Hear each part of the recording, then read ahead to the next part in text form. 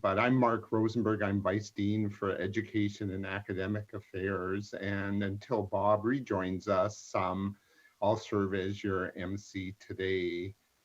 I'm particularly excited to be able to join you all today, even if via video, and as a result of these interesting times we live, as this year's graduates represent the first class that Bob has been with throughout his 4 years.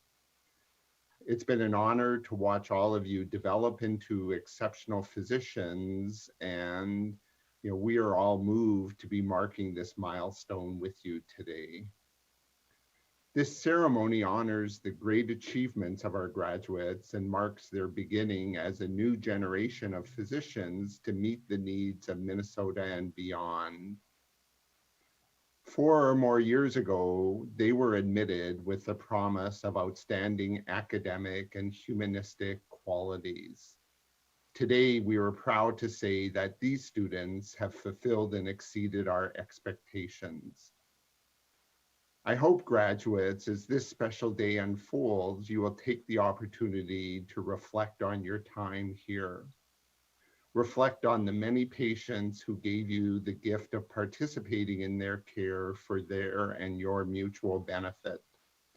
On those peers, faculty, and other health professionals whose actions you want to emulate as you move into the next phase of your journey, and on the family and friends who are here and could not be here, but were part of the important support network that got you to this day. It is now my pleasure to introduce the Dean of the University of Minnesota Medical School, Dr. Jacob Toller, for some welcoming remarks. Thank you very much. I am so proud of you. This is such a good day. First day of May. May Day, in some cultures and some societies, this is the time of rebirth and time of enormous optimism. So many hours of effort, so many hopes, so many dreams, so much resilience and perseverance that are represented here in the degrees that you will receive today. Did I say that I'm very proud of you? Very proud of you. So I'm going to do two things. One is I'm going to give you some advice, because that is expected. And the second, I will be brief, because that is not expected. So one, you will be defined more by what doesn't go easy, what is more difficult than what are the things that come natural to you. So this is a source of wisdom, source of self-awareness, source of self-recognition, and source of connectivity to each other, that the challenges will define you more than things that are easy.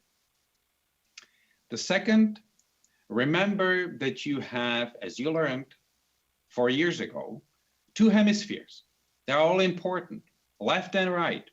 One is scientific, so to speak, and one is artistic. So look at things from the perspective of the sciences and humanities, both, because medical craft is unique in a way of service. It's unique in many different ways, but also in a way that your artistic, emotional, humanistic parts are as important, in my opinion, as all the molecular biology and surgery, that you may be interested in. So all these interpretations can be seen as one compound, noble whole that will help sustain you. Number three, if you are a little bit like me and people that I admire, you will start almost any discovery with admission of your own ignorance, the frustration that something doesn't work, the ignorance of causes of some disease, the inability to handle in the hollow of your hand COVID-19 epidemic. That frustration, that kind of ignorance is what distinguishes science, of which medicine is a part, from everything else. because we actually do not know the answers. That's the whole point. That's the whole struggle. That's the whole collective effectiveness. And that's the whole agency that you and others have, that we are here to fill in the pieces for others that will come after us, and perhaps leave this place a little tidier, a little better than we have found it.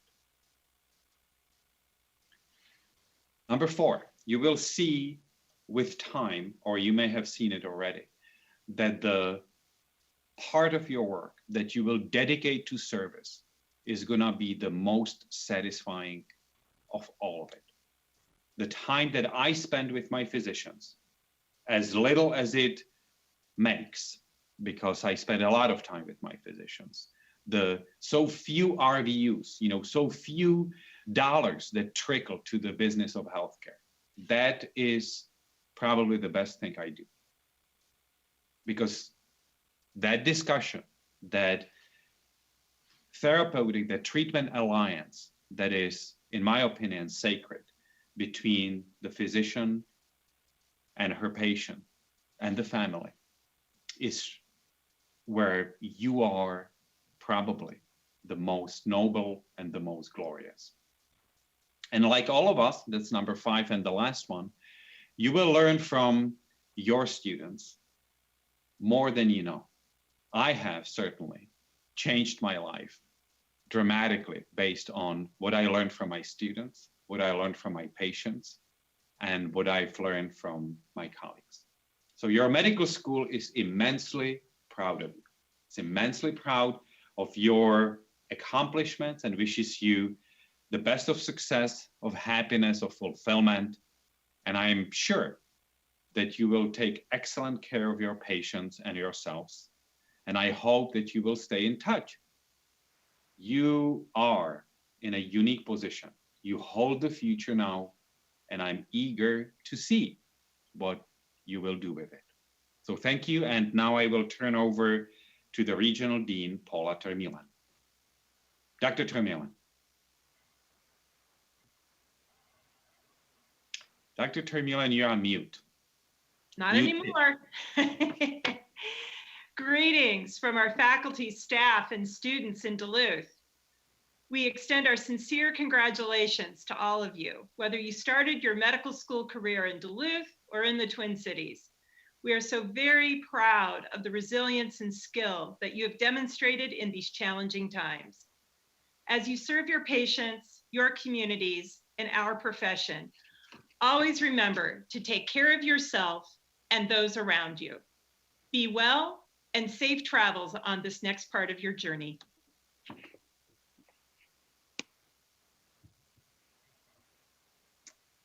Thank you, Dean Toller and Dr. Termilan. I'd like to take just a moment to acknowledge the members of the administration and guests on the panel. As you already know, our distinguished participants include University of Minnesota Regent Richard Beeson, the Dean of the Medical School and the Dean of our regional campus in Duluth, who you have just heard from. Also on the panel are our associate assistant deans of the medical school, all of whom have contributed to your journey.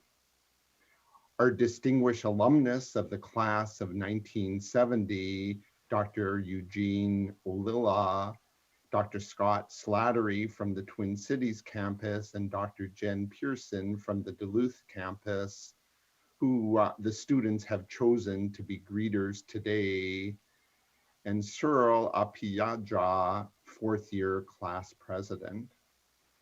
In addition, we would like to acknowledge a debt of gratitude for the contributions to this graduating class from all the faculty, faculty advisors, and alumni joining us today. All of our students have intellectual and humanistic gifts, and all have successfully navigated rigorous and intensive challenges of medical school.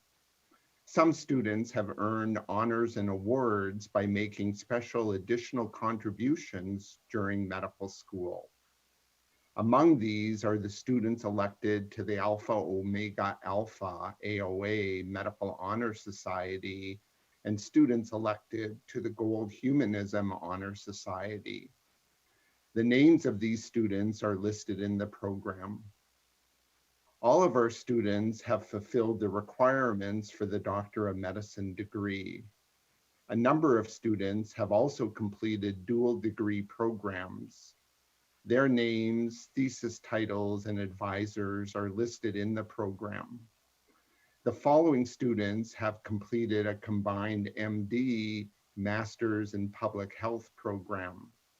Maria Bryan, Julia Mansager Komatsu, Kim Uwe. The following students have earned a combined MD, PhD degree during their medical education in our medical scientist training program. Ian Chong completed his PhD work in the neuroscience graduate program. Clifford Sismar completed his PhD in the medicinal chemistry graduate program. Melvin Donaldson completed his PhD work in the Division of Epidemiology and Community Health in the School of Public Health. Brian Suisse completed his PhD degree in the neuroscience graduate program. Mayank Verma completed his PhD work in the graduate program in integrated biology and physiology. Amrita Yelamili completed her PhD work in the integrative biology and physiology graduate program. Jennifer Zick completed her PhD work in the graduate program in neuroscience. Please join me in congratulating these dual degree recipients. Each year, we invite a graduate from the class 50 years ago to address our new graduates. So it's not too early for you 2020 graduates to begin thinking about your speech for the class of 2070. It is my pleasure today to introduce Dr. Eugene Olilla, a representative from the class of 1970, to address the class of 2020.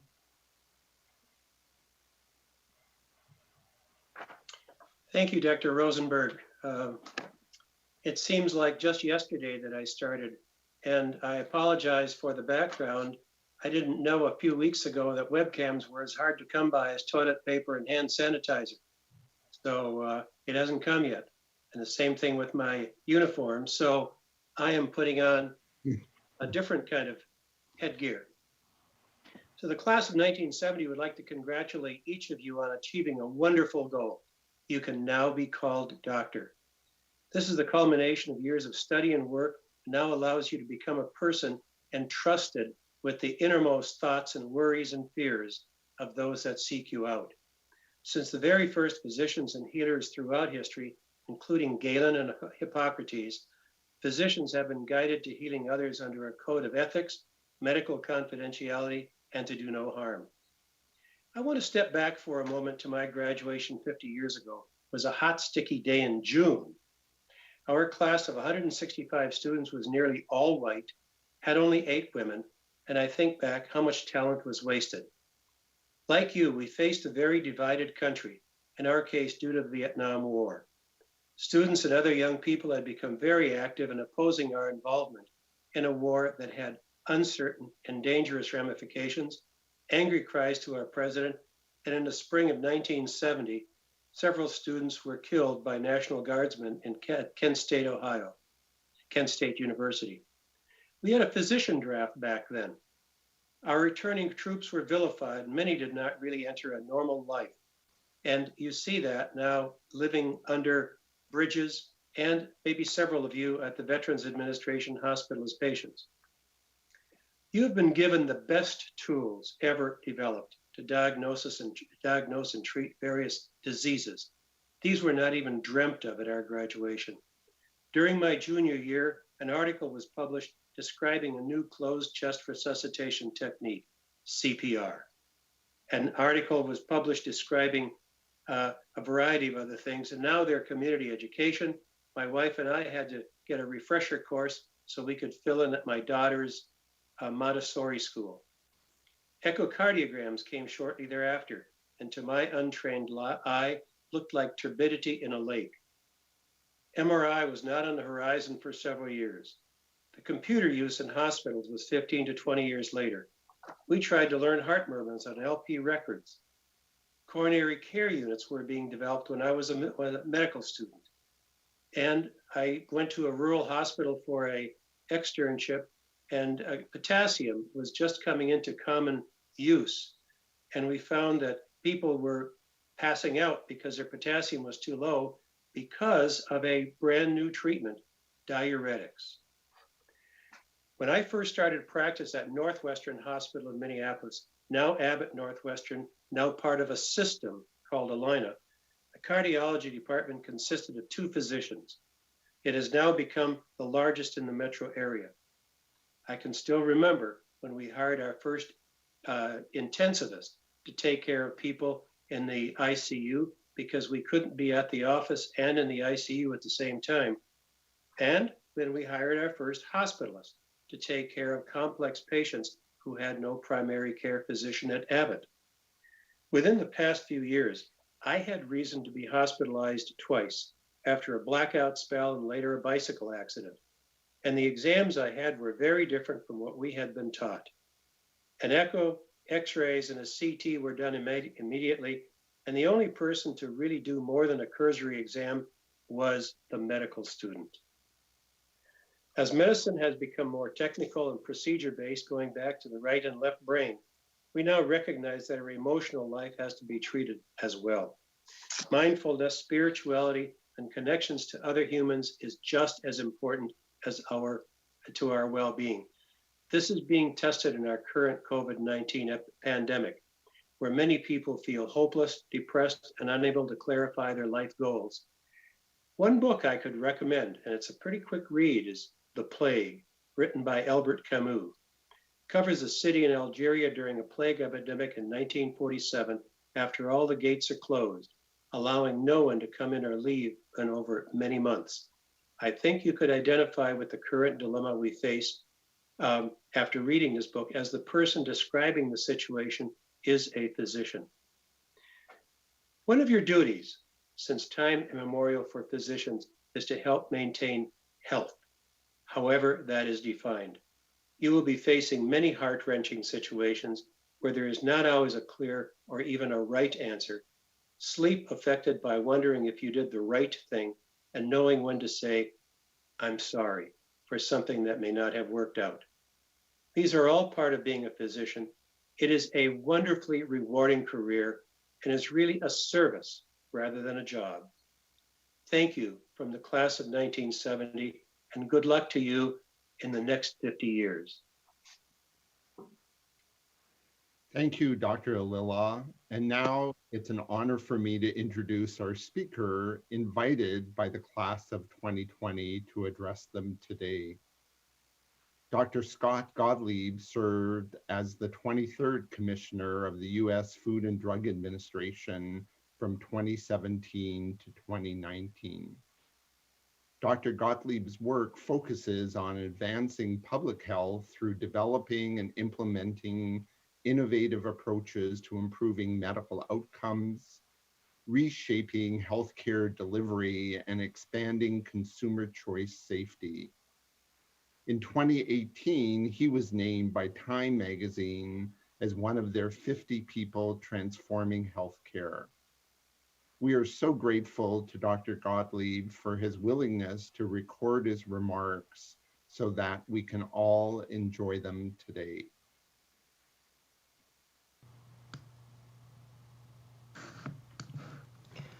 I want to start by congratulating all of you, and especially your families who helped you arrive at this day. Today is very special. There are a small number of days that I remember very vividly, and the day that I graduated medical school 20 years ago, well, that's a day that I remember very clearly. Medicine's a special career. It's an opportunity for lifelong service. It's an opportunity for daily satisfaction from the contributions that you'll all make, big and small. When I was running the FDA, I used to tell my colleagues that we needed to focus on solving problems for everyone, not just adjudicating individual problems. Now, don't get me wrong, we did a lot of both, but we knew that we couldn't let the individual needs overwhelm our ability to solve problems for the wider population. Yet I'll tell you some of the individual needs that we helped solve, and there were many, and the ones where I played a role, well, those were some of the most memorable things that I did. Because the impact on someone's opportunity for a better life was so tangible. If we were able to help a child or a cancer patient navigate the pathway for getting expanded access to a potentially life-altering but still experimental medicine, there were times that the results could be dramatic and the impression was very real. In the course of your practice, you'll have countless moments to have that kind of direct and tangible impact on people's lives. And that's what makes this profession so special. That special role, that ability to impact each individual patient, but also have a broader impact on society and public health, is shown and tested now more than ever as we battle COVID. These are hard times for all of us, but they have been especially hard on providers. We're being called on to do extraordinary things and take very unique risks. Everyone is looking to us to help reduce suffering, but also deliver a broader solution to a historic crisis. The COVID pandemic will quite literally change the course of world history. The stakes are really that high, and the decisions we all make and the work we do will affect the outcome. Whether we can reduce death and disease and help save lives while we inch closer to an effective set of treatments for COVID and eventually a vaccine is going to be a critical test and a critical question, because this isn't over. We face a persistent infection and large outbreaks probably this fall. The risks are especially high as COVID collides with the upcoming flu season. And so you're all entering medicine at a historic time, an inflection point, and what you'll do and what you'll be a part of will help shape that outcome. Many of you will be called on to help solve problems on a wider scale for a broad population. For some, this will be one of those moments.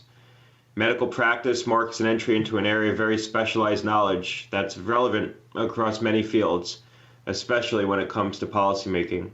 We face many pressing policy issues, and I know some of you will go on to weigh in on these challenges like I did. Even if you don't take direct roles in shaping public policy, you'll be faced with contemplating how policy impacts the practice of medicine. You'll find your medical training will give you the chance to have a very important and unique perspective. I want to share with you my perspective on doing that policy work.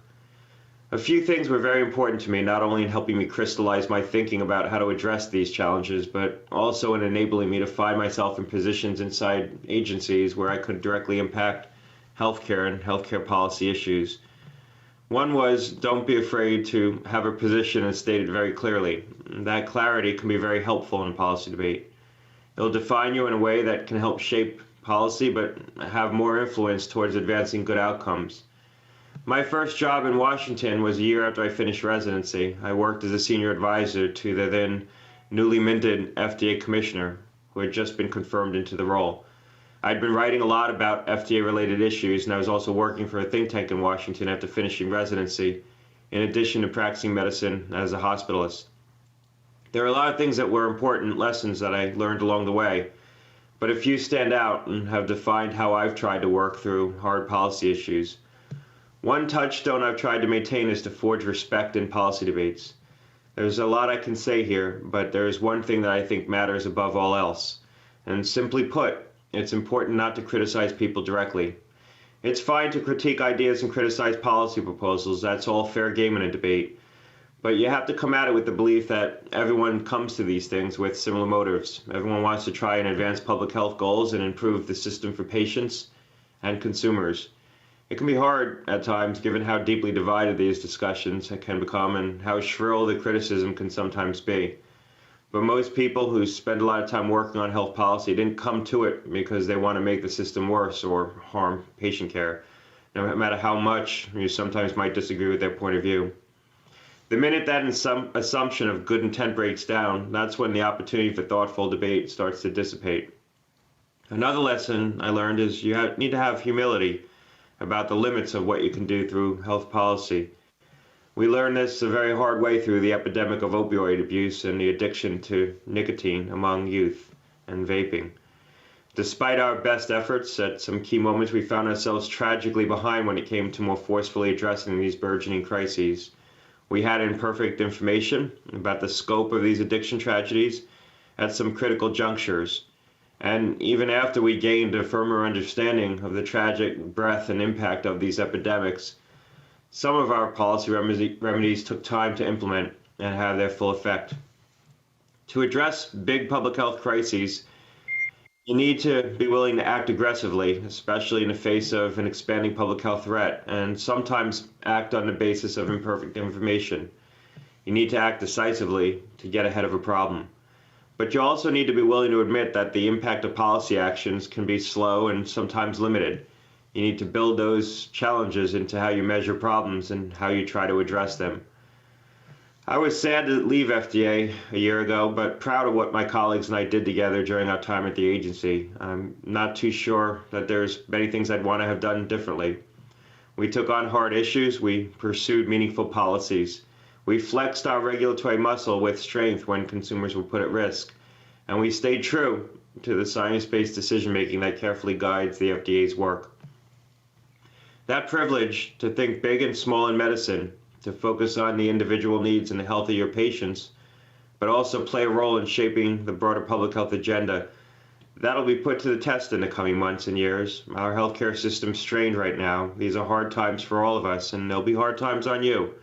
Things will never be quite the same after this pandemic. We'll have to do things differently going forward. But you're all going to be a part of shaping that future and having a really meaningful impact on the direction that we go. Infectious disease and public health is now very clearly a matter of strategic security in this country, and our roles as physicians will take on a new dimension going forward. Your medical training gives you a firm foundation to make important contributions in these issues. It's been a wonderful 20 years since I was in the position that you're in today. You're entering the profession at a truly historic moment, a very hard moment, but one of great meaning, one of tragedy and change, but one that's going to deepen your obligations and magnify the impact that you'll all have. I'm proud of the foundation of service that my medical training inspired me with to achieve my public health goals. You'll all be sharing in those same traditions, and I know you'll go on to do many great things. Congratulations today, and it's been an honor and a pleasure to be here with you. We will be sure to thank Dr. Gottlieb on behalf of the medical school and the class of 2020 for those wonderful remarks. It is now my honor to introduce Regent Richard Beeson, who will confer the degrees. Regent Beeson, on behalf of the faculty of the University of Minnesota Medical School, Twin Cities and Duluth campuses, I am honored to present to you the graduating class of 2020, attesting thereby to their competence and indicating that they have successfully fulfilled all the requirements established by this faculty and the laws of the state of Minnesota to be granted the degree Doctor of Medicine. Thank you, Dr. Rosenberg. Shall we make this official? I think so. Upon the recommendation of the faculty and by authority of the Board of Regents of the University of Minnesota, I now confer upon you the degree of Doctor of Medicine for which you have qualified. Congratulations and good speed. Thank you, Regent Beeson. We will now begin the presentation of the class of 2020. This year, as part of our first virtual graduation, students were given the option to submit a video or photo message to their classmates, family, friends, and mentors. In addition to the student names, we have interspersed well wishes from members of the medical school administration and the students' chosen greeters for this ceremony. We hope you enjoy. Congratulations, class of 2020. It has been such a privilege to be a part of your journey here at the University of Minnesota. Thank you for all that you've done, all the contributions you've made. I'm wishing you all the best. Take good care of yourselves. Congrats again. Hello, everyone. Let me begin by saying that this is not a board exam video. Thank goodness. Hey, Congratulations on this amazing accomplishment and milestone in your career. Your new designation as doctor has been richly earned and deserved. I also want to thank you for the honor of being able to serve as a greeter for your commencement. It has always been a privilege to me to be able to work with you and to support your efforts, and so this means a lot to me. I hope someday I can express this sentiment to you in person, but for right now, let me just say take care and congratulations. Congratulations, class of 2020, on finishing medical school. We're so very proud of your accomplishments and are excited about what lies ahead for you in the future. In the words of Amy Poehler during a 2011 Harvard commencement, but relevant to this time of all things COVID, even though as a class you are smart, you were still allowed to say, I don't know. Just because you're in high demand, you were still allowed to say, let me get back to you. This will come in handy when your parents ask when you plan to move out of their basement and you answer, I don't know, let me get back to you. Best of luck to you on your journey. Stay well, keep in touch. Bye-bye. Jasmine Abraham.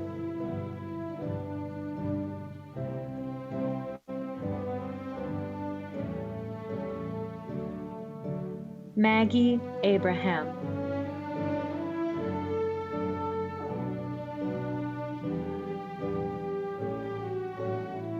Lanre Adekola. Alawiya Ahmed.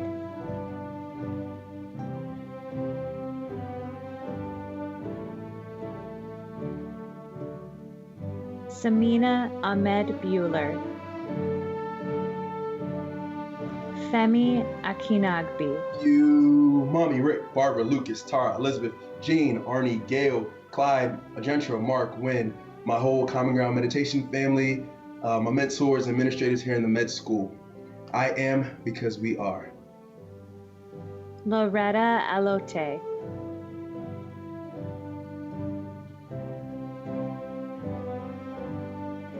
Jim Alsop.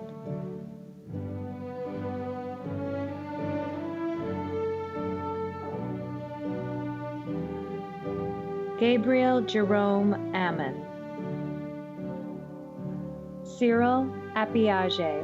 Hey guys, congratulations. Wish we could all spend this moment together. But I'm still super proud of all of us and excited for all our futures. We made it. Yeah. Congratulations. Congratulations, class of 2020. Mohammed Artan. Ashwini Arumugam.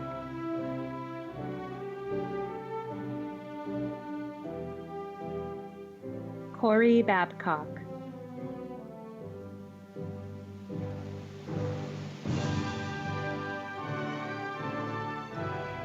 Alex Basara. Benita Beam.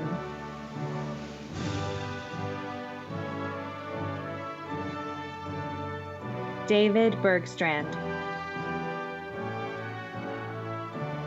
Michael Barris. Michael Berryman. Taylor Boxtruck.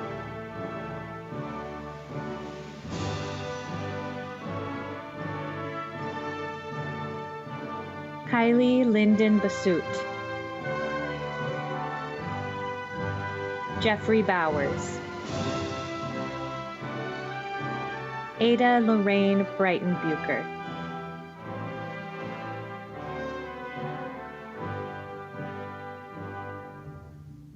Danielle Brewer.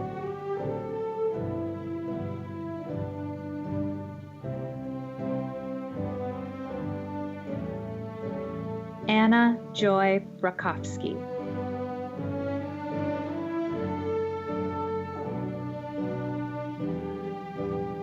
Maria Bryan.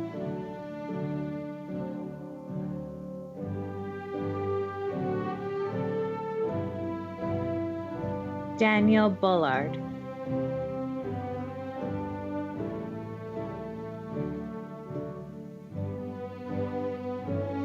Mackenzie Faith Butler,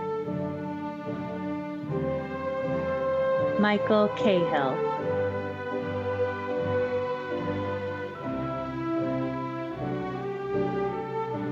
McKenna Ray Campbell Potter. Hey 2020, I wanted to share a quote from one of my favorite books, The Alchemist. It's one that I often read during transitions in my own life. When we love, we always strive to become better than we are. When we strive to become better than we are, everything around us becomes better too. Jessica Flores Casey,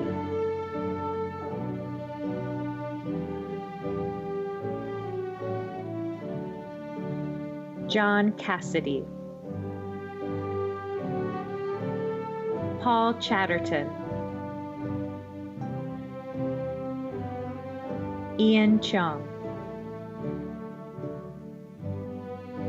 Margaret Chute,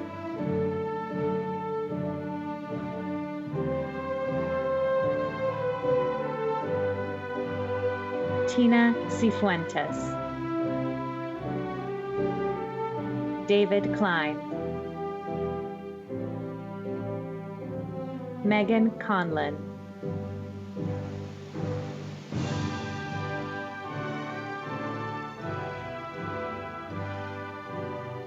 Danielle Coquette,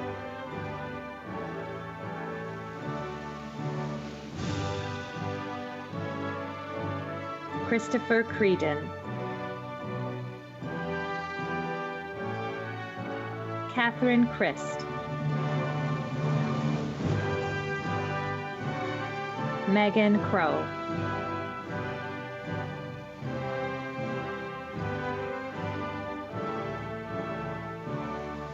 Clifford Michael Sismar,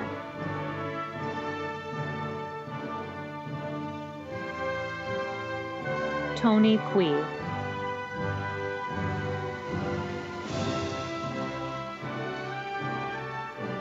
Ryan Cullen,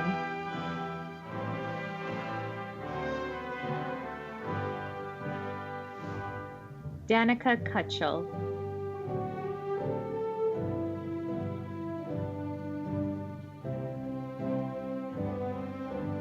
Cody Dale, Samuel Daly, Nick Delorier,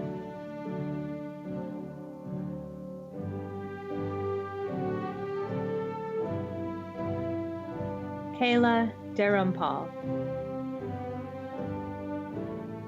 Anya Dimitrenko-Cressy,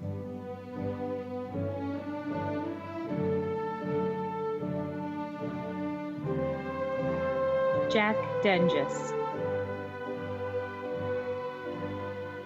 Melvin Donaldson, Ryan Dunkley, Olivia Eckhoff, Mariah Eggbrotten,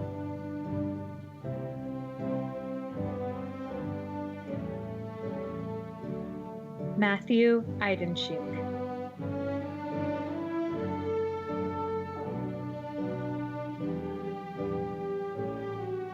Brianna Engelson, Emily Ewan,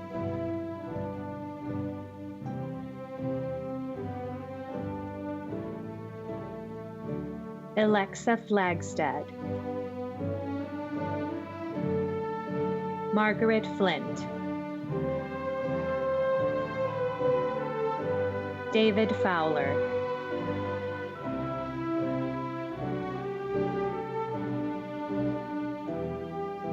Bradley Fredrickson,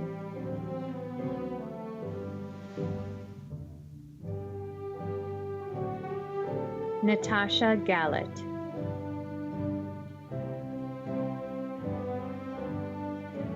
Jamie Nicole Gamache,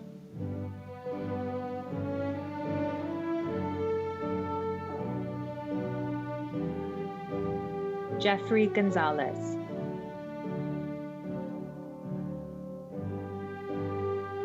Jacob Goodwin,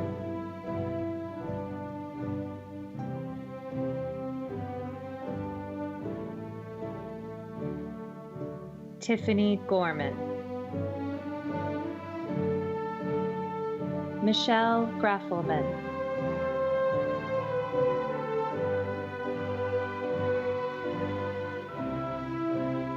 Rachel Grundman,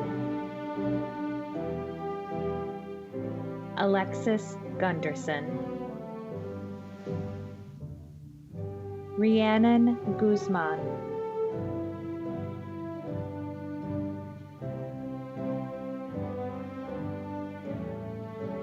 Jamie Hammer,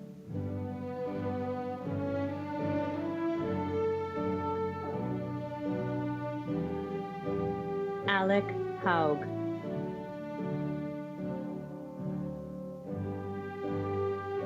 Kristen Heslep, Brianna House,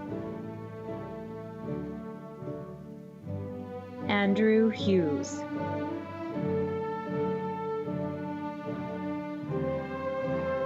Adam Jackson,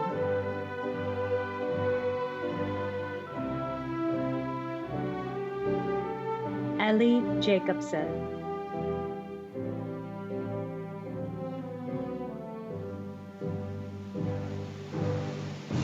Christopher Jenin,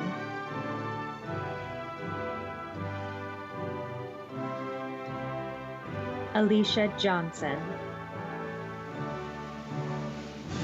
David Jonathan,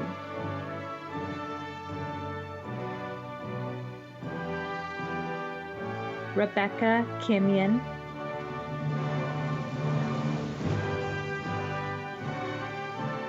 Austin Kleiss, Benjamin Kreitz,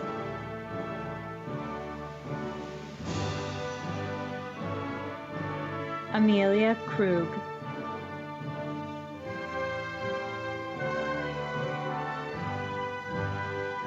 Meredith Teresa Lathrop, Kyle Law, Jamie Lawaji,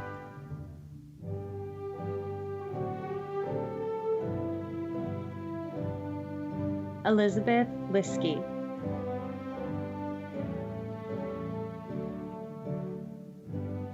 Evan Lister, Yang Liu,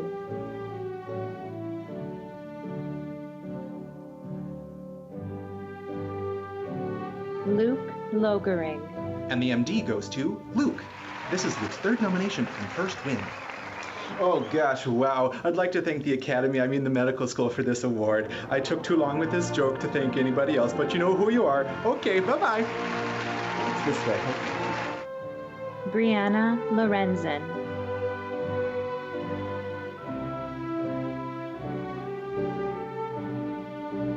Evan Laukusa, Robert Lowe,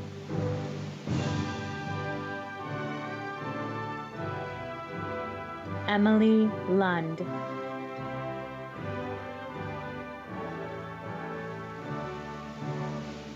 Dylan Lundstrom,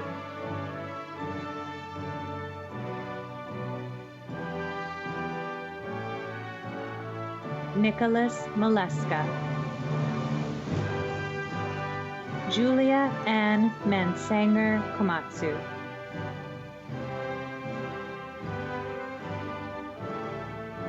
Lisa Marie Marshall,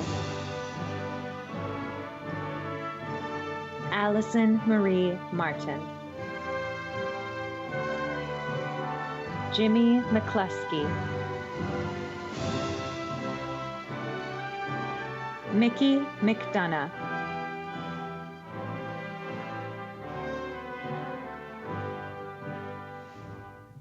Daniel McGuire,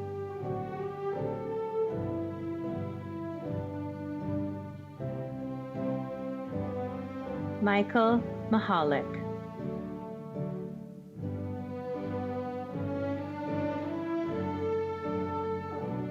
Brett Milbrandt,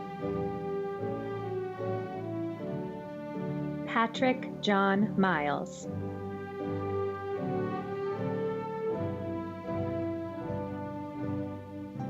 Zachary Miller, Mahad Minhas,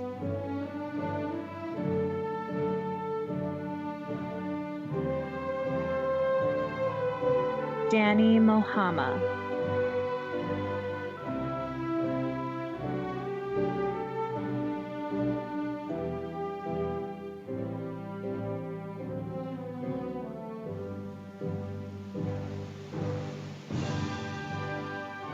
Amaya Naravane,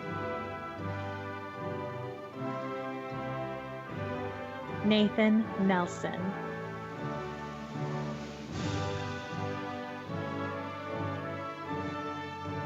Seth Daniel Nelson. Congratulations on getting here, and I hope you're all staying well. First of all, I have to give God all the glory, and thanks especially to my wife, Sarah, for always being there, as well as the rest of my family and my advisors, Nursina Kokhtar, Abby Holmgren, and Amy Greminger, for always helping me navigate the road through med school. Lexi Neibauer, Lauren Nichols, McKenna Eistrike, Bandele Okalana, Tony Okuyemi,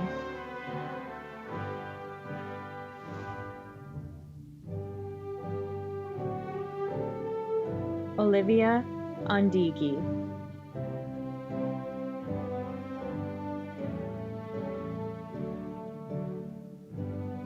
Elizabeth Orr,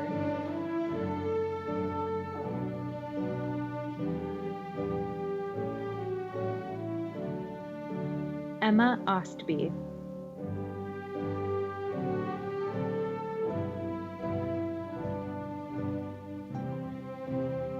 Eliza Pellrine,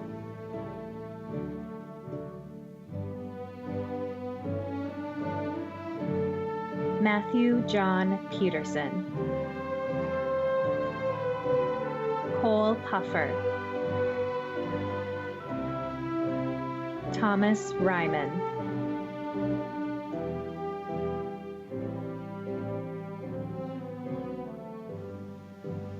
Samuel Renier, Carly Ritchie, Dana Roach,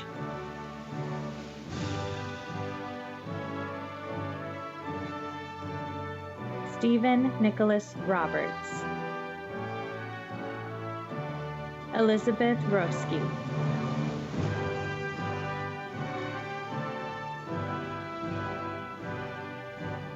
Catherine Rogers,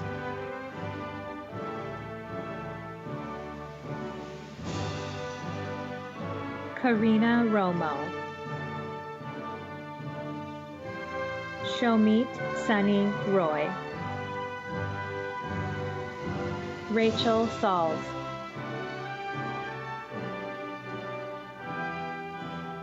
Anna Samuel, David Sandness,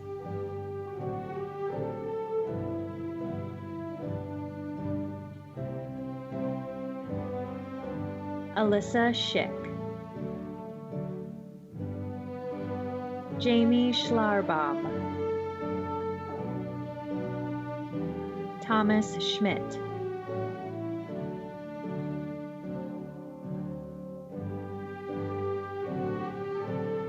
Abigail Schnaith,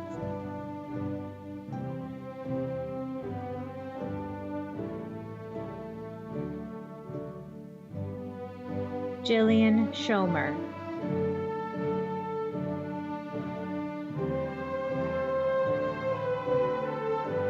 Stephen Thomas Schul,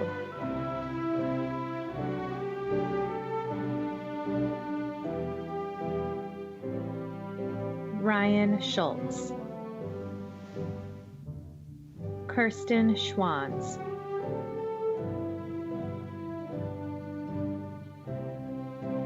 Benjamin Sieversyke,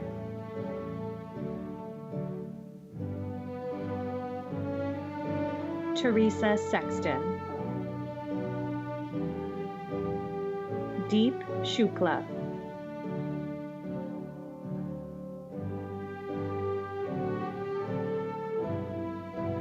Emily Sarakowski.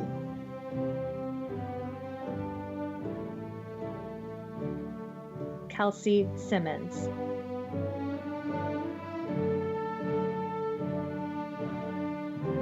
Tanea Siva.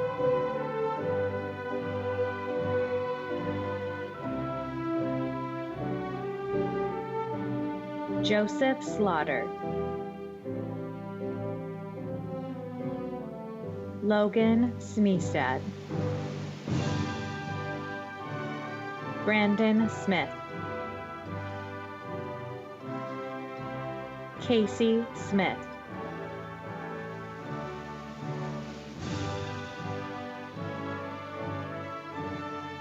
Leah Soderberg.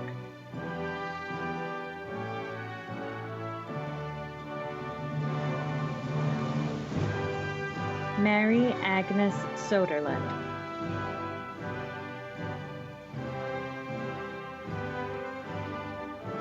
Sean Staffkey.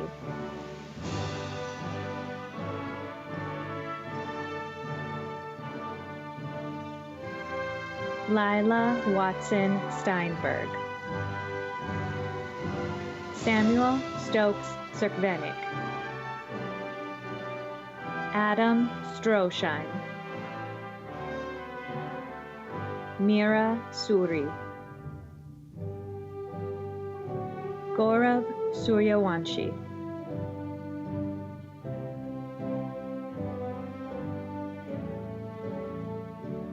Brian Swice. Erica Swenson.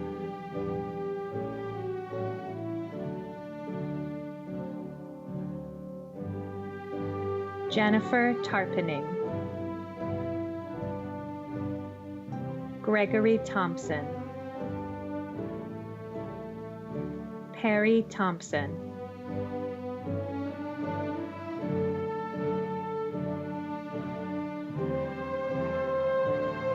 Whitney Thompson.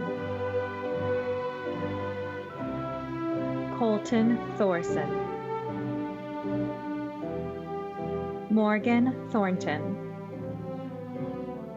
Maria Andrea Francesca Tinsay.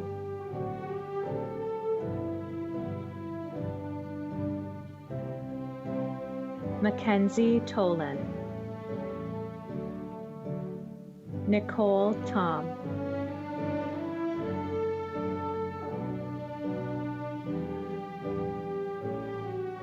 Tu Tran.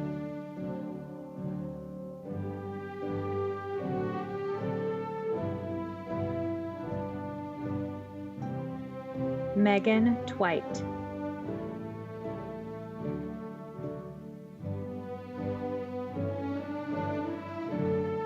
Eric Tui. Kim Uy. Kent Van Noot. Jared Virier.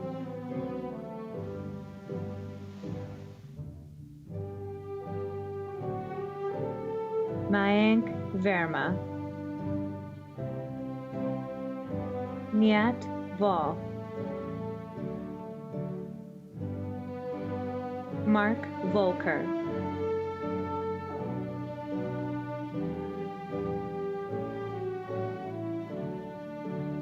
Rachel Weigel.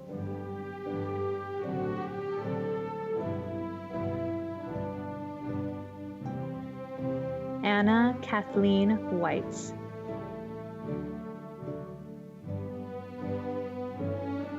Nicole Westfall. Corey Wheelock. Claire Williams. Lily Wood.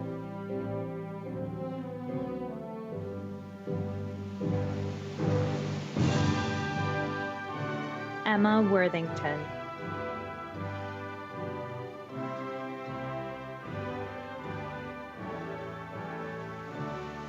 Michael Wright.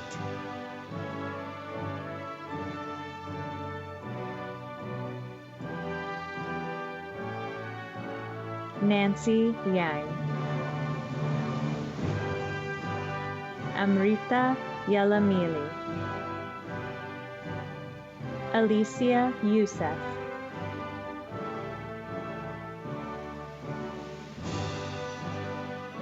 Emmanuel Zode.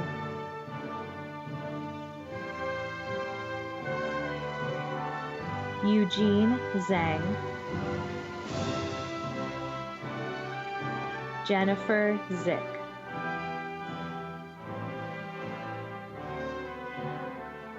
Hearty congratulations to all of you, the graduating class of 2020 University of Minnesota Medical School. These are very challenging times, but you have received a wonderful education from one of the top medical schools in the world. I know that you're equipped to rise to the challenge to care for your patients with integrity, compassion, and dedication. Once again, congratulations. Congratulations to all of you. Tremendous achievement to have accomplished these past 4 years or more of training. So proud and thankful to have you part of the community and to be able to congratulate you today. Thank you to each and every one of you for all the contributions you have made during your time at the medical school, and thank you in advance for all the contributions you'll make to the broader community. We are so proud, so thankful to have each and every one of you to have been part of the community and to be graduating today. Congratulations, all the best. I'm happy to get the chance to say congratulations on a job well done. I hope during this time you get a chance to stop and be still and reflect on all of your accomplishments that have brought you to this point in time, for they are many, and I'm very proud of you. And then I hope you take a deep breath and take that next step forward on what I hope is a long and fulfilling journey for everyone. I can't wait to see and hear about all the great accomplishments that are yet to come for you guys. Please keep in touch, and until next time, take care. To the class of 2020, congratulations and best wishes. You are awesome, and you've done so many amazing things while here in medical school. A little bit of advice for you as you enter residency is to find your community, find your support group, follow your purpose and vision, and be brave. Continue to do the things that got you here and will help you to be a great physician. The real voyage to discovery consists not in seeking new lands, but seeing with new eyes. And I know you'll be seeing with new eyes as you go forward. Keep in touch, and we look forward to seeing you back in Minnesota, either this July or in future years. Hello, 2020 graduates. Greetings from the shores of Lake Superior, and no, this is not a virtual background. I'm humbled and honored to be the Duluth faculty you've chosen to serve as a greeter for your graduation. I only regret that I can't deliver the handshakes and hugs and congratulations in person. I know that I speak for all of us on the Duluth campus in saying that we are so very proud, not only for all you've accomplished through these past years, but for who you are. Intelligent, compassionate, and moral compass-led individuals who are harnessing your own talents and stories to serve others. We truly look forward to watching your futures unfold and enjoy the adventures ahead. Congratulations from all of us here in Duluth.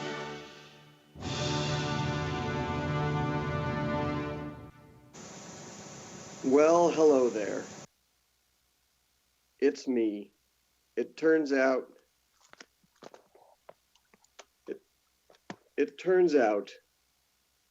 that even when laptops fail and even when desktops fail, there's still iPhone.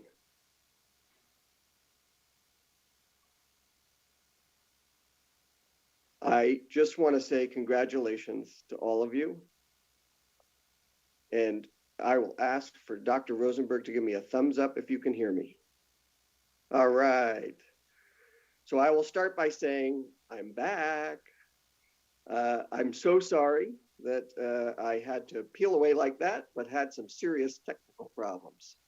And I did everything I could because I would not miss this opportunity with the class of 2020. Congratulations. We are so excited for you. It is now my pleasure to introduce Dr. Cyril Apiaget, who will give the class response. Go for it, Cyril. Thanks, Bob, and awesome on the name pronunciation. Hello, everyone. As Bob said, I had the privilege of being the class president for this graduating class, and I'll get right to this because everyone knows I can be long-winded. So, congratulations, University of Minnesota Medical School Class of 2020, or as I know you better, friends, peers, colleagues, and now fellow doctors.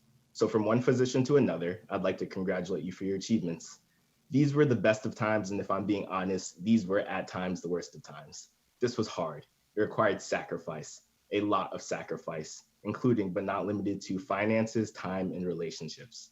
We were tested intellectually, professionally, and emotionally. I can remind you about that first finals week when we had a final every single day for 5 days straight. I can remind you about how our anatomy final required a flashlight normally reserved for spelunking helmets. I could even remind you about those 3 exams colloquially referred to as steps, but often felt more akin to falls, hurdles, and potholes. There are a myriad of other things I could remind you of, but quite frankly, I know how hard some of you are trying to forget, so I'll not remind you. But do you remember what it was like to be a third-year medical student?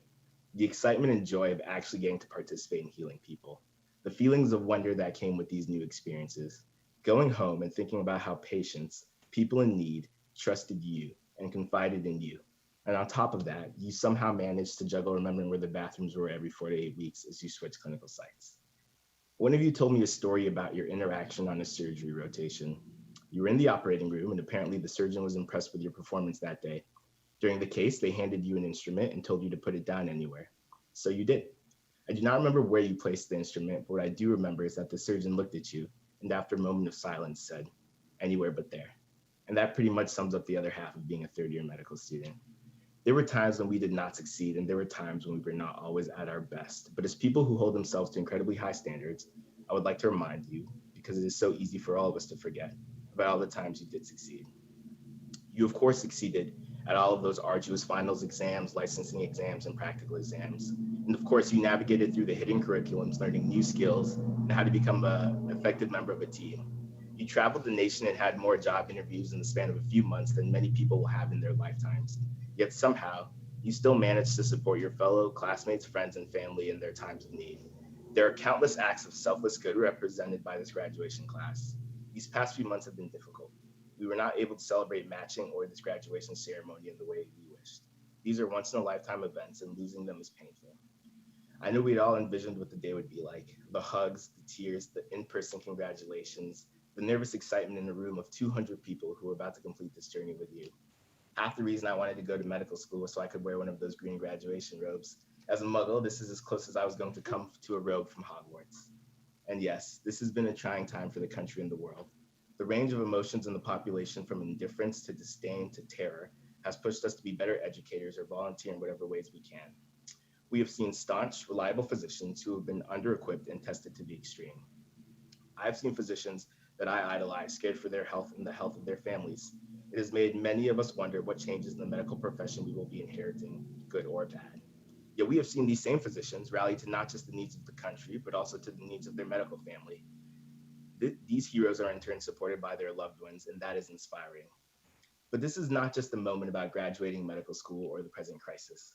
This is a day about our futures, the decades of medical care that we have earned the right to practice, the thousands of patients we will heal, support, counsel, and/or comfort as they depart this life.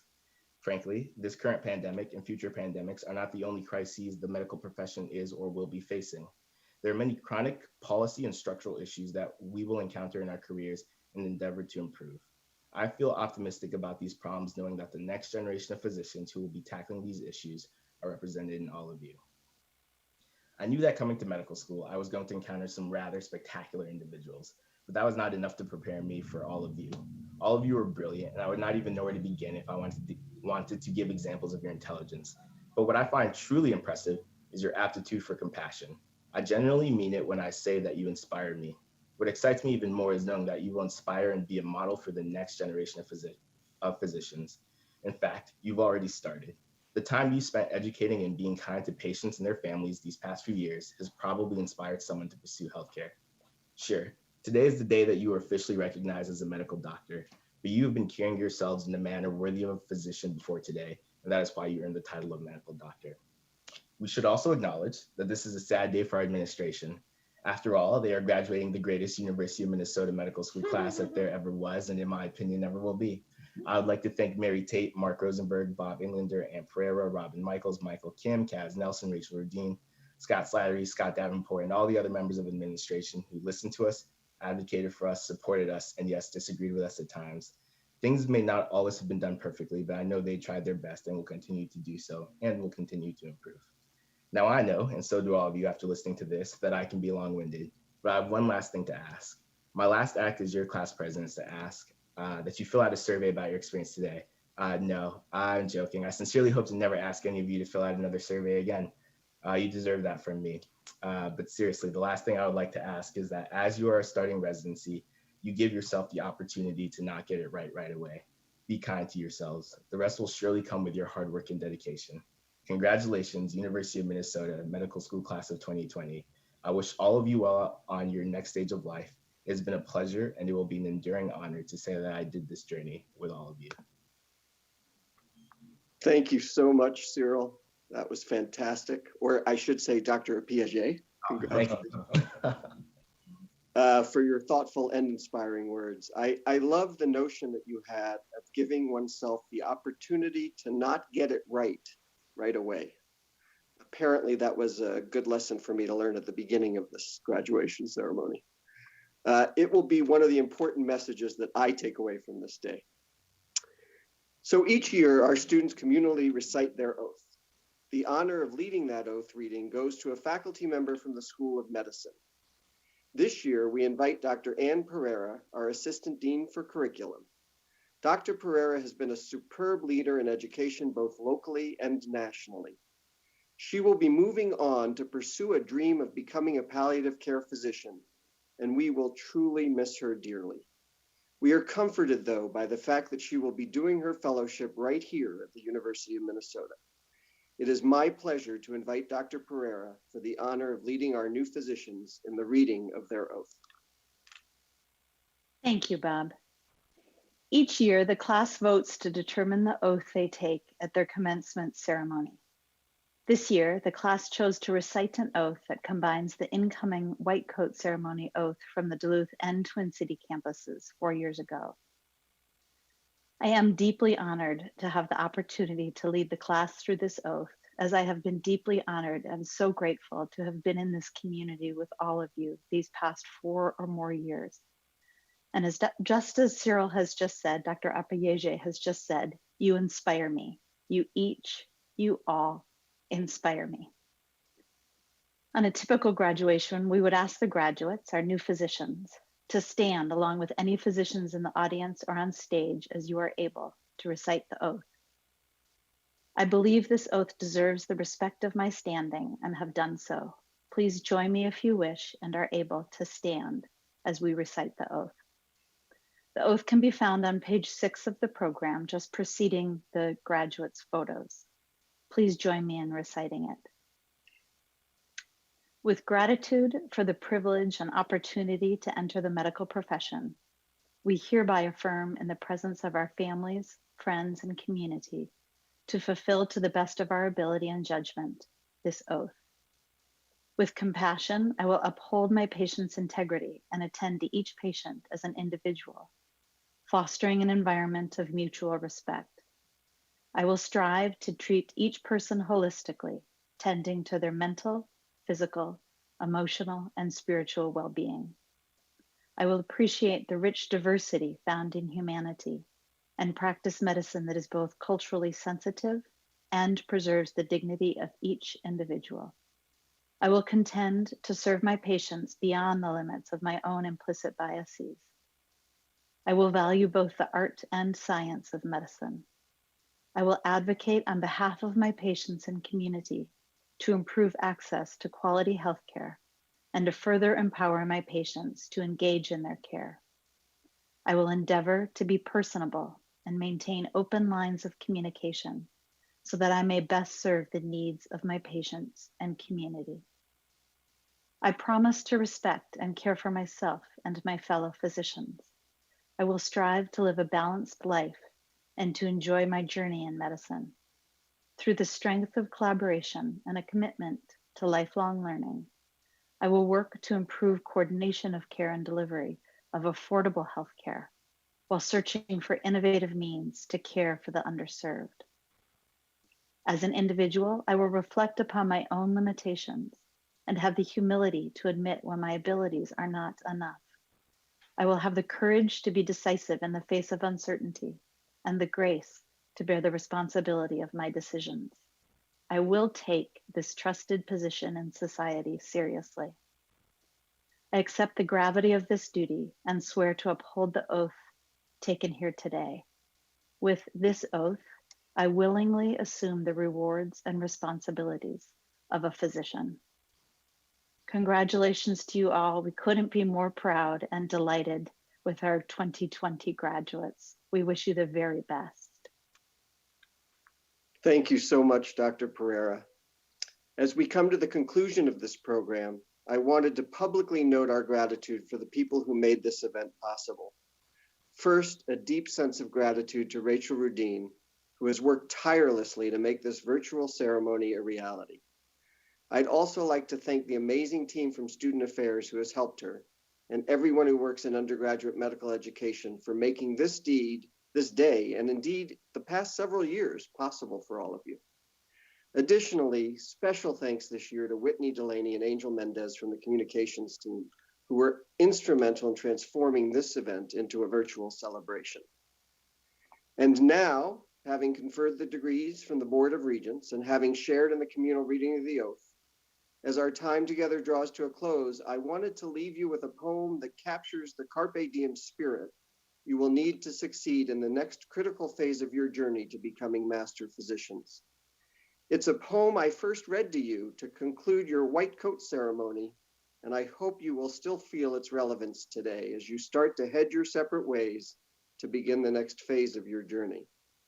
The poem is by William Stafford, and it is called You Reading This, Be Ready. Starting here, what do you want to remember? How the sunlight creeps along a shining floor? What scent of wood hovers?